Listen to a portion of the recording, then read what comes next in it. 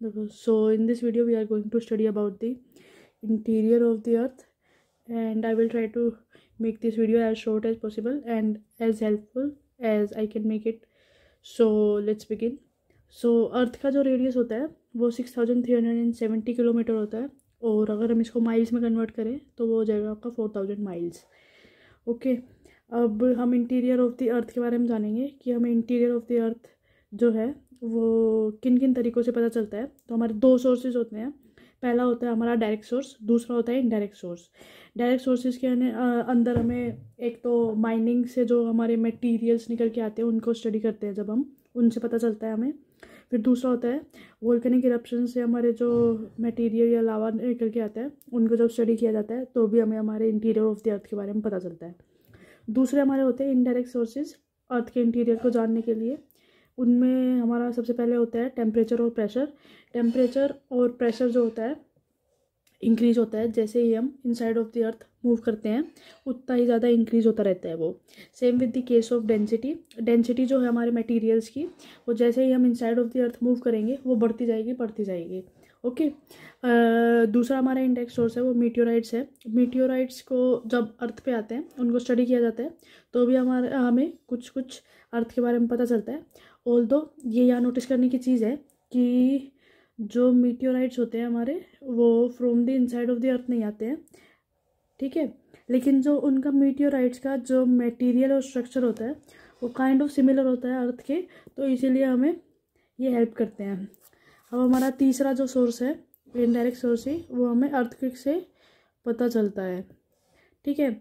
अब जो चौथा सोर्स रहेगा हमारा वो आपका रहेगा ग्रेविटी से पता चलता है हमें, मैग्नेटिक फील्ड से पता चलता है, और सीस्मिक एक्टिविटी से पता चलता है. सीस्मिक एक्टिविटी वाला जो ये चीज़ है वो सेम अर्थक्वेक वाला है जो हमने यहाँ पे डिस्कस कर लिया कि हमें अर्थक्वेक से पता चलता है, ठीक है. तो हम जैसे ग्रेविटेशन और मैग्नेटिक फील्ड से हम देखेंगे तो ग्रेविटेशनल फोर्स जो है वो हमारा पोल्स पे ज़्यादा होता है as compared to the equator, ठीक है. इसका जो रीज़न है वो क्या होता है, रीज़न हमारा होता है कि जो डिस्टेंस होता है from the centre of the earth at the equator जो होता है वो ग्रेटर होता है than that of at the poles. Okay.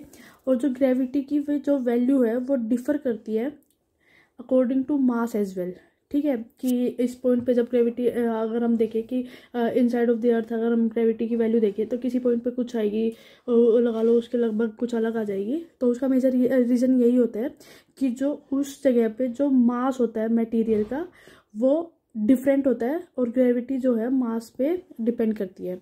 Okay. सो अब एक ये डेफिनेशन है ग्रेविटी एनोमली की जो कि हमें इंफॉर्मेशन देती है about the distribution of mass of the material in the earth's crust. Okay, so now we are going to study about the structure of the earth. वो हमें पता चलता है अगर हम जैसे कि अर्थ को अगर जैसे हम केक की स्लाइस काटते हैं ना, वैसे अगर हम एक पीस काट लें, और ये सब हाइपोथेटिकल बातें होती हैं, ठीक है. तो आपका ये वाला जो पोर्शन होता है ये होता है क्रस्ट, ये होता है आपका मेंटल, ये होता है आपका कोर, ठीक है. और जो मेंटल है वो दो पार्ट्स के अंदर डिवाइडेड है, आउटर मेंटल और इनर मेंटल, ठीक है. Same with the case of core. Core भी इनर कोर और आउटर कोर, और ये आपकी हो जाएगी इनर कोर, ठीक है.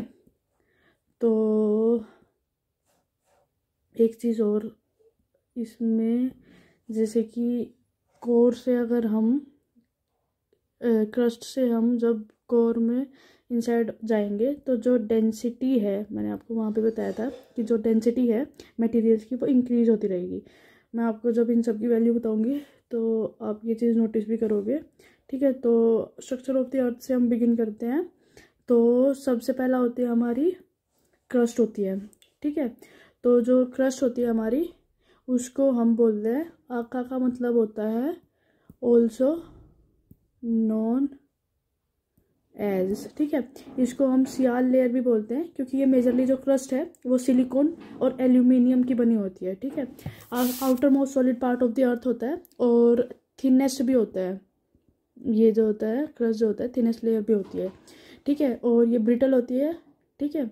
और थिकनेस जो होती है क्रस्ट की वो होती है 5 से 70 किलोमीटर की होती है। और क्रस्ट जो है दो के अंदर डिवाइडेड है, वो है एक आपका कॉन्टिनेंटल क्रस्ट और एक ओशियनिक क्रस्ट है। कॉन्टिनेंटल क्रस्ट जो है आपका वो आ जाएगा, आपका लैंड पार्ट होता है ऑफ क्रस्ट, ठीक है। और ओशियनिक से हम वाटर से कर लेते हैं, ये वाटर पार्ट ऑफ द अर्थ होता है, ऑफ द अर्थ होता है आपका, ओके। सो हम कॉन्टिनेंटल क्रस्ट से देखना शुरू करते हैं। कॉन्टिनेंटल क्रस्ट जो होता है हमारा वो लैंड पार्ट होता है ऑफ द क्रस्ट, थिक होता है और लेकिन लाइटर होता है। इसकी जो थिकनेस होती है वो 30 किलोमीटर होती है कॉन्टिनेंटल क्रस्ट की। कॉन्टिनेंटल क्रस्ट जो है मेड अप होता है ऑफ ग्रेनाइटिक रॉक से बना होता है, ठीक है, कॉन्टिनेंटल क्रस्ट। और जो डेंसिटी है रॉक्स की कॉन्टिनेंटल क्रस्ट के अंदर वो 3 ग्राम पर सेंटीमीटर क्यूब है, 3 ग्राम पर सेंटीमीटर क्यूब, ओके। और अगर अब हम आते हैं ओशियनिक क्रस्ट के ऊपर, तो जो ओशियनिक क्रस्ट होता है हमारा वो होता है वाटर पार्ट होता है ऑफ द क्रस्ट होता है, 5 किलोमीटर की इसकी थिकनेस होती है। ओशियन देखो जैसे आपका कॉन्टिनेंटल क्रस्ट जो था वो थिक था लेकिन लाइटर था, ओके। और जो ओशियनिक क्रस्ट है वो हमारा थिन है लेकिन डेंसर है, ठीक है। तो जो मीन डेंसिटी होती है मटेरियल्स की इन दी ओशियनिक ओशियनिक क्रस्ट की जो मीन डेंसिटी होती है मटेरियल्स की वो होती है 2.7 ग्राम पर सेंटीमीटर क्यूब। और जो ओशियनिक क्रस्ट है ना वो मेजरली सिलिका और मैग्नीशियम का बना होता है, मतलब सीमा लेयर का, ठीक है। तो सीमा ही होता है ये, तो सीमा लेयर का होता है आपका, ओके। अब है हमारा कॉम्पोजिशन, एक चीज़ और कर लेते हैं यहाँ पे कि हाँ, जैसे कि जो कॉन्टिनेंटल क्रस्ट है हमारा वो ग्रेनाइटिक रॉक से बना होता है और जो ओशियनिक क्रस्ट है वो बासाल्टिक रॉक से बना होता है। इसको याद करने का तरीका देख लेते हैं कि जैसे हमारी जो बुक है जीसी ल्योंग से याद कर सकते हैं अगर कन्फ्यूज़न रहती है कि कॉन्टिनेंटल क्रस्ट में ग्रेनाइटिक कैसे करेंगे, तो हम कर लेते हैं यहाँ से, ये आ जाएगा जी से ग्रेनाइटिक, ठीक है, और सी से आ जाएगा कॉन्टिनेंटल क्रस्ट आ जाएगा, ठीक है। अब जो बचा हुआ हो गया जैसे बासाल्टिक रॉक है वो हमारा चला जाएगा ओशियनिक क्रस्ट के पास, ठीक है। अब कॉम्पोजिशन कर लेते हैं हम अर्थ क्रस्ट के अंदर कि क्या क्या कंपोज करता है अर्थ क्रस्ट। तो सबसे पहले है हमारा ऑक्सीजन करता है, ठीक है। और फिर हाँ, कंपोजिशन ऑफ अर्थ क्रस्ट की बात करते हैं तो ऑक्सीजन करता है हमारा 46.4%। सिलिका करता है, सिलिका होता है हमारा सिलिकॉन डाइऑक्साइड को हम सिलिका बोलते हैं, ठीक है, SiO2 जो कि होता है 28% होता है। एल्यूमिनियम होता है हमारा जो कि मोस्ट अबंडेंट मेटल है वो होता है 8%। फिर आता है हमारा आयरन आता है जो कि 5% होता है, ये है हमारा सेकंड मोस्ट अबंडेंट मेटल। जब हमसे पूछ लें तो हमारा आएगा आयरन जो कि 5% है। फिर आ जाएगा हमारा मैग्नीशियम, फिर कैल्शियम है जो कि 3.5% है। फिर आ जाएगा हमारा पोटाशियम है, फिर सोडियम है, फिर सिलिकॉन है जो कि 2% है। कार्बन जो होता है हमारा 0.2% होता है, ना के बराबर होता है। एक क्वेश्चन भी आया था कि जिसमें ऐसे 4 ऑप्शंस दिए थे कि इनमें से जो अर्थ के क्रस्ट के अंदर कौन सा नहीं होता है, तो उसमें कार्बन दिया था और इनमें से कुछ 3 ऑप्शंस दिए थे। तो हमारा आंसर था कार्बन, क्योंकि ये बहुत ही ना के बराबर होता है, आप ये लगा लो कि बिल्कुल ही ना के बराबर होता है। एक और ये जो क्वेश्चन आया था प्रीवियस ईयर में कि मोस्ट अबंडेंट मिनरल जो कि फाउंड होता है अर्थ क्रस्ट के अंदर वो होता है हमारा फेल्ड्स्पार, ठीक है। अब आगे हम चलते हैं मेंटल के ऊपर। मेंटल जो होता है वो सिलिका और मैग्नीशियम का बना होता है, इसको सीमा लेयर भी बोलते हैं, ओके। और इंटीरियर जो होता है बियॉन्ड क्रस्ट के आगे जब हम चलेंगे तो वो मेंटल ही होता है, ठीक है। जैसे कि ये हो गया क्रस्ट, अब यहाँ पे आ गया था अपना मेंटल, तो ये आ गया था कोर। अब ये मोहो डिस्कंटिन्यूटी से 2900 किलोमीटर जाएंगे तो हमारा मेंटल ही रहेगा। ये डिसकॉन्टिन्यूटीज मैं आपको अगली स्लाइड्स में बताऊंगी। और जो अपर पोर्शन होता है मेंटल का, वो हमारा होता है एस्थीनोस्फीयर होता है।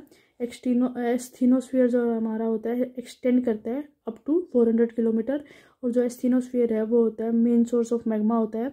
सेमी मोल्टन फॉर्म होता है एस्थीनोस्फीयर, या फिर प्लास्टिक फॉर्म भी कह सकते हैं, ठीक है। और जो मेंटल की जो डेंसिटी होती है वो 3.4 ग्राम पर सेंटीमीटर क्यूब होती है। Crust plus upper most part of mental को हम बोलते हैं लिथोस्फीयर बोलते हैं, जिसकी थिकनेस होती है 10 से 200 किलोमीटर की। एस्थीनो ये क्वेश्चन हमारा प्रीवियस ईयर है, उसमें पूछा था कि एस्थीनोस्फीयर क्या लिथोस्फीयर का पार्ट है, तो आंसर था no, asthenosphere is not a part of lithosphere. मैं बता देती हूँ कैसे। तो ये आपका जैसे रहेगा एस्थीनोस्फीयर कैसे होता है, देखो ये है आपका केक की स्लाइस, ठीक है। तो ये हमारा डिवाइड हो गया, तो ये कुछ होता है हमारा, ये जैसे मेंटल ही है, ठीक है। ये हमारा होता है लिथोस्फीयर, ठीक है। और ये हमारा होता है एस्थीनोस्फीयर, ये हमारा होता है एस्थीनोस्फीयर होता है, ठीक है। तो लिथोस्फीयर जो होता है, लिथोस्फीयर और एस्थीनोस्फीयर दोनों पार्ट हैं मेंटल के, लेकिन asthenosphere is not a part of lithosphere, ये अलग अलग होते हैं, ठीक है। तो अब हम देखते हैं कोर के ऊपर। तो जो कोर की डेंसिटी होती है वो होती है 13 ग्राम पर सेंटीमीटर क्यूब की होती है। कोर दो हिस्सों में डिवाइडेड है, आउटर कोर हो गया आपका, ठीक है, और एक हो गया आपका इनर कोर। आउटर कोर जो होता है वो लिक्विड फॉर्म के अंदर होता है, ठीक है। और इनर कोर जो होता है, जैसे ये आउटर कोर है, ये आपका इनर कोर है, ठीक है। तो ऐसी बात है कि जो इनर वाला होगा, किसी चीज़ का भी बेस बनाएंगे तो आप ऐसे याद कर सकते हो कि किसी चीज़ का बेस बनाएंगे तो वो ऑब्वियस सी बात है वो सॉलिड ही होगा, ठीक है। तो इनर कोर जो होगी आपकी वो सॉलिड फॉर्म के अंदर होगी, आउटर कोर जो होगी वो आपकी लिक्विड फॉर्म के अंदर होगी, ठीक है। फिर जो यही जो होती है ना आउटर कोर, जो कि लिक्विड फॉर्म के अंदर होती है, वही हमारी मैग्नेटिक प्रॉपर्टीज़ को शो करती है। उसकी जो थिकनेस होती है वो 1300 किलोमीटर की होती है। इनर कोर की जो थिकनेस होती है वो 2200 किलोमीटर की होती है, ठीक है। और जो हमारी कोर है वो मोस्टली कंस्टिट्यूट करती है निकल को और आयरन को, ठीक है, जिसको कि निफे लेयर भी बोलते हैं, ठीक है। तो आपने ये चीज़ भी देखी होगी, जैसे हमारी जो डेंसिटी की बात बता रही थी मैं, कि हमारी कोर की डेंसिटी, मैंने बोला था कि जो डेंसिटी है वो ऐसे बढ़ती जाएगी। तो हमने देखा कोर की जो हमारी डेंसिटी थी, तो मैं आपसे कह रही थी कि जो डेंसिटी की हम बात कर रहे थे कि जो डेंसिटी है वो ऊपर से नीचे जाएंगे तो इंक्रीज़ होती रहेगी। जैसे कि ये हो गया हमारा, तो ये आ जाएगा क्रस्ट, ठीक है, ये आ जाएगा मेंटल, ये आ जाएगा हमारा कोर।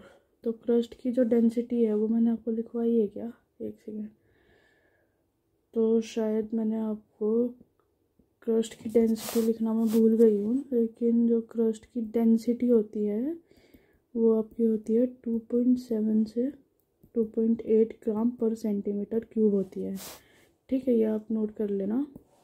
और जो फिर आगे हम मेंटल के ऊपर, मेंटल की होती है हमारी 3.4 हो जाएगी, ठीक है। और जो कोर की होती है वो हमारी हो जाएगी आपकी ये रही 13। तो हमने देखा कि जैसे ही हम inside of the earth move करते हैं, तो जैसे 2.8 थी यहाँ पे, फिर हमारी ये आ गई 13, ये आ गई हमारी 3.4। तो हमने देखा कि ये इंक्रीज़ होती जा रही है, ठीक है। और फिर अगर हम, हाँ, इसको और देख लो डिसकॉन्टिन्यूटी वाला, तो देखो जैसे कि ये हमारी आ गई क्रस्ट, ठीक है, ये आ गई अपनी अपर क्रस्ट, ये आ गई लोअर क्रस्ट, ठीक है। ये हमारी मेंटल भी अपर मेंटल के अंदर, ये लोअर मेंटल के अंदर डिवाइड हो गई। फिर ये आ जाएगी हमारी कोर, जो कि आउटर कोर इनर कोर आ जाएगी, ठीक है। यहीं से हम डिस्कंटिन्यूटीज देख लेते हैं, ठीक है। तो हमारी सबसे पहले होती है अपर क्रस्ट और लोअर क्रस्ट के अंदर बीच में जो डिस्कंटिन्यूटी हमारी होती है। डिस्कंटिन्यूटी एक तरीके से है कि जैसे ही हम मूव करते हैं ना, तो जैसे यहाँ की जो प्रॉपर्टीज़ हैं वो सेम है। अब जैसे ही हम इस लाइन को पास करेंगे ना, तो कुछ डिफरेंस आएगा प्रॉपर्टीज़ के अंदर, चेंज होती मिलेंगी, तो हम उसको बोल देते हैं कि यहाँ पे ये डिस्कंटिन्यूटी आ रही है, ठीक है। तो वो हो जाएगी हमारी डिस्कंटिन्यूटी, कि जहाँ पे प्रॉपर्टीज़ चेंज हो जाए उस पार्ट ऑफ उसके अंदर, ठीक है। तो सबसे पहले हमारी होती है कॉनराड्स डिस्कंटिन्यूटी होती है, जो कि अपर क्रस्ट और लोअर क्रस्ट के अंदर होती है। फिर हमारी होती है मोहोज डिस्कंटिन्यूटी होती है। फिर हमारी होती है मोहोज डिस्कंटिन्यूटी होती है, जो कि होती है हमारी इनर क्रस्ट और आउटर मेंटल के बीच में होती है। तो ये यहाँ पे था, तो ये हमारी आप यहाँ पे नोट कर लो कि ये हो गया हमारी मोहोज डिस्कंटिन्यूटी, ठीक है। तो ये हमारी हो जाएगी मोहोज डिस्कंटिन्यूटी। फिर आगे हम जैसे कि हाँ ये देख लो आप, ये जो हम लिथोस्फेयर की बात कर रहे थे कि ये आ गई हमारी लिथोस्फेयर, जो कि बनती है crust plus upper solid part of जो मेंटल होता है उससे। लिथोस्फेयर की जो थिकनेस होती है वो होती है 10 से 200 किलोमीटर की। फिर हम जैसे ही लिथोस्फेयर से नीचे आ गए हमारे, ये आ गई हमारी एस्थीनोस्फेयर, ठीक है। और ये हो गया था हमारा। फिर आ गई हमारी एक और तीसरी जो डिस्कंटिन्यूटी है, वो है रेपेटीज डिस्कंटिन्यूटी, ठीक है, जो कि हमारी हो जाएगी अपर मेंटल और लोअर मेंटल के बीच में, ठीक है। फिर हम जैसे ही आगे बढ़ेंगे, तो जो लोअर मेंटल और आउटर कोर के बीच में डिस्कंटिन्यूटी होती है वो होती है गुटनबर्ग्स डिस्कंटिन्यूटी होती है, ठीक है। फिर आउटर कोर और इनर कोर के बीच में डिस्कंटिन्यूटी होती है वो होती है लेहमान्स डिस्कंटिन्यूटी, ठीक है। जो इनर कोर, ये हमारी बात हो ही गई थी कि जो इनर कोर होता है वो सॉलिड फॉर्म के अंदर होता है, आउटर कोर जो होता है लिक्विड फॉर्म के अंदर होता है। तो आगे बढ़ते हैं हम। अब ये मैंने इसको अच्छे से लिख दिया यहाँ पे कि जो सबसे पहली हमारी होती है वो होती है कॉनराड्स डिस्कंटिन्यूटी, ठीक है।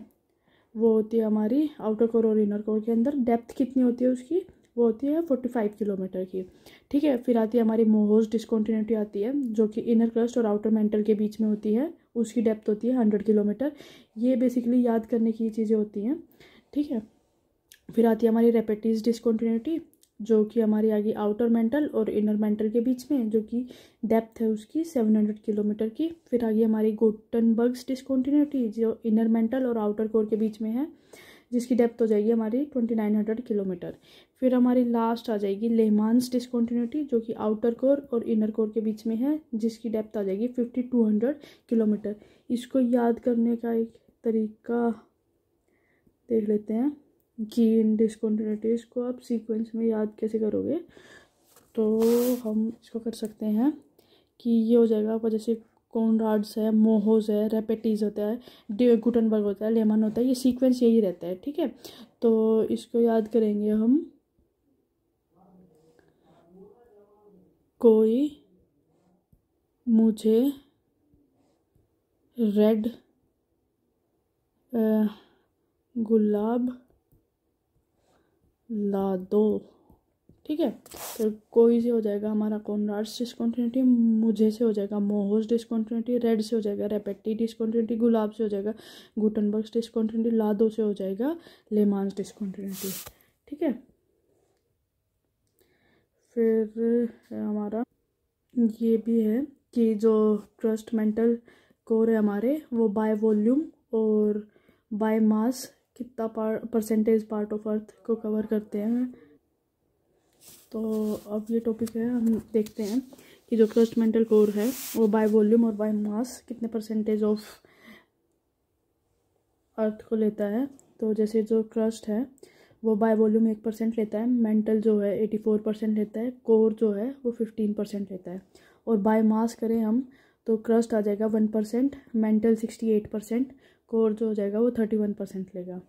ये जो हैं कुछ प्रीवियस ईयर क्वेश्चन है कि जो लिथोस्फेयर है वो आउटर लेयर ऑफ द अर्थ होता है, जो कि जिसके अंदर हम रहते हैं, जो कि that is made of plates which fit together like jigsaw जो पजल्स होता है उनकी तरीके से, ठीक है।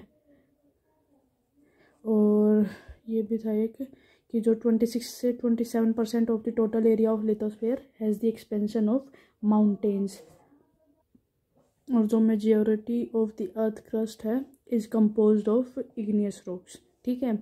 और ईच फ्रेगमेंट जो होता है अर्थ क्रस्ट का उसको प्लेट बोलते हैं, ओके। और जो प्रोसेस होता है जो कि मूव करता है, एलिवेट करता है और builds up portions of the earth's crust, उसको बोलते हैं हम डायाट्रोफिज्म, ठीक है। और एक क्वेश्चन और था जो कि था कि मैक्सिमम थिकनेस जो होती है, मैक्सिमम थिकनेस जो होती है ऑफ क्रस्ट वो कहाँ होती है, हिमालयाज़ के ऊपर होती है, ओके। So okay.